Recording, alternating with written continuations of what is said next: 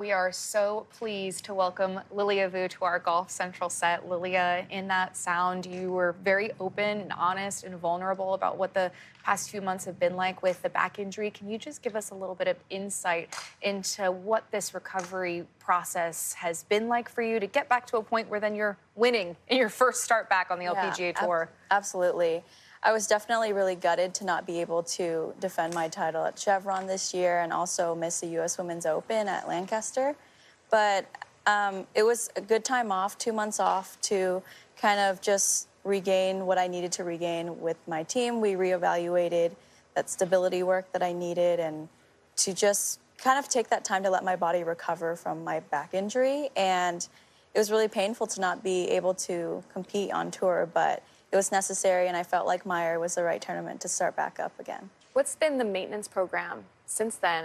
What do you have to do week to week? Are we in the clear, or what kind of process are you in day to day? Yeah, I definitely changed up my warm-up routine a bit. It's more full body stuff instead of isolation movements, and it's even the way I sit, the way I walk is different now.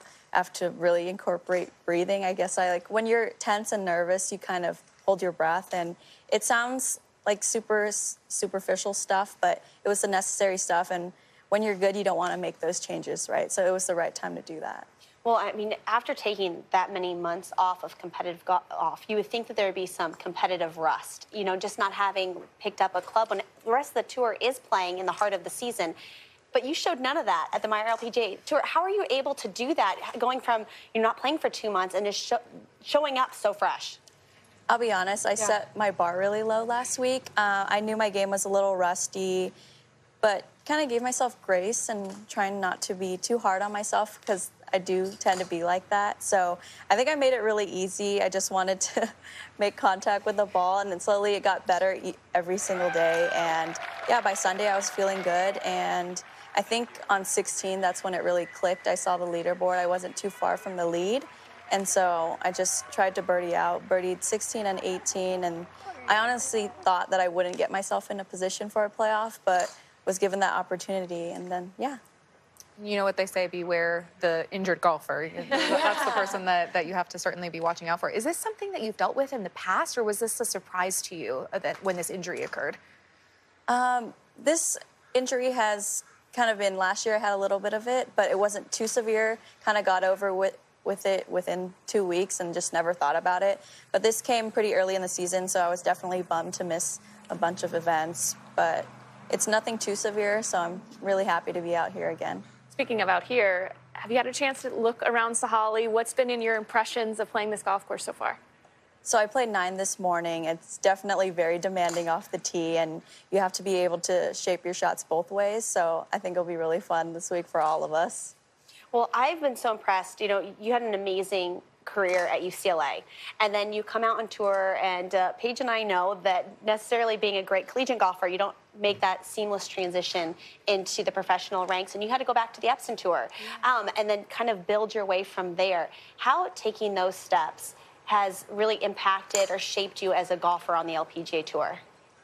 I think I'm glad that I struggled my rookie year on LPGA. I felt like I really needed to take time to grow as a person, as a golfer, and those 2-3 years on Epson really did that. I learned how to win again at a professional level, and then just kept going on from there. I gained a lot of confidence from it, and you have to be really consistent on Epson Tour. You can't just try and win one tournament and you're going to get your card. It's really competitive out there. It's week to week, so you have to be on top of your game the whole entire season. And speaking of having support out here, your Grant Thornton Invitational partner, Joel Damon, has been tweeting up a storm about supporting you. Describe your relationship with Joel and how nice it is to have the support like that from someone like Joel. Oh, my gosh. Love Joel. Him and Gino are just the best people on earth, and we just have the best time, and we have a little group chat going. I texted him a photo on Sunday night of my champion dinner. It was a crunch wrap from Taco Bell. So that's like our running joke. Yeah, so it's all fun. You know, he played college golf at University of Washington. Have you reached out to get some tips on Sahalee? Oh, no, but I'll text him after now this. you know. Now you know. And the Taco Bell that's close by, maybe. You can recommend that. You might have some restaurant recommendations.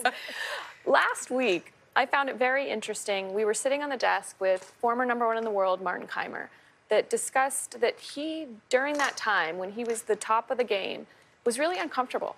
He didn't like the spotlight. He did not like the attention. Now we see Bryson, who absolutely thrives in the spotlight. You're a #1 player in the world during your career, and at the top of your game right now. Where do you fit in that spectrum of enjoying being at the top of the game? I think when you're #1, you kind of have a target on your back, and I felt that a little bit. But I'm kind of different in the sense where I don't really think about other players. I come into tournaments just trying to beat the golf course, and if I do it 4 rounds in a row, I have a pretty good chance. But I do fall more towards like the Martin Keimer mindset. It's just, I don't know. I think I just kind of identify with it. But I'm trying my best, learning and trying to adapt to all of it. Well, speaking of your success last year, having those 4 wins, 2 of them being majors, does that put pressure, like internally, on yourself to try to repeat a performance like that this year or any season following? I don't think pressure necessarily. I think that's just too hard. It was a phenomenal year last year, and I just know that I'm good enough, and hopefully whatever tournament I play well at, I'll play well at. Yeah. Lilia, I know that you're a big Swiftie, and I'm sure that Taylor Swift's lyrics have been a big part of the recovery process for you over the last 2 months. So what are you listening to right now? What's your Taylor mantra that's getting you back into the swing of things? Thank you for asking. My favorite song during this recovery process has been Change on Fearless. I feel like I really identify with all the lyrics on that song, so it's been that song. That's something that I will be looking up, putting on the playlist, anyone watching as well. Now, when you attack a golf course like Sahalee, that's something that's not usual to be seen on the LPGA Tour, something that you're not particularly familiar with, how do you go about wrapping your arms around such a big test and getting comfortable with then going out and competing in a major championship here? I think the best way that I play golf is when I take it one shot at a time. I think I scare myself when I get ahead of myself thinking of the holes to come, so I kind of just put blinders on, try to get from point A to point B, and that's when I play my best golf. I asked Hannah Green this question earlier because I'm genuinely curious, and I know you've only played 9 holes, but how often are you going to be taking driver? I mean, it's visually very intimidating. Yeah, I love my driver, so hopefully As much as possible. As much as possible, but I'll take my medicine and use my 3-wood eventually. So not only is this obviously a major, but it's also a really big tournament for the Olympic standings. Now, you're well safely inside. How, growing up, we didn't necessarily think golf was going to be a part of the Olympics. But now, looks like you're going to be an Olympian, be a part of the Team USA. What does that mean to you? Oh, it means the world. We grew up watching the Olympics, and for golf to finally be a part of that, not only that, then represent USA, that's a huge honor, and I hope I'm able to do that. So, Lilia, you, of course, have plenty of experience understanding what it's like to be the world #1, the current world #1. Nelly Korda is out on the range right now. You have had to sit back the last 2 months and kind of see what it is that she's accomplished in the game. What do you make of, as we see her right there, what do you make of what Nelly has been doing these last few months? She's so impressive. Just the back-to-back tournaments. She's making history, and I think it's also inspiring to me that she's able to go so many weeks in a row playing well. That's not something that all of us can say. So, I mean, she's a great friend of mine, and I'm really happy for her.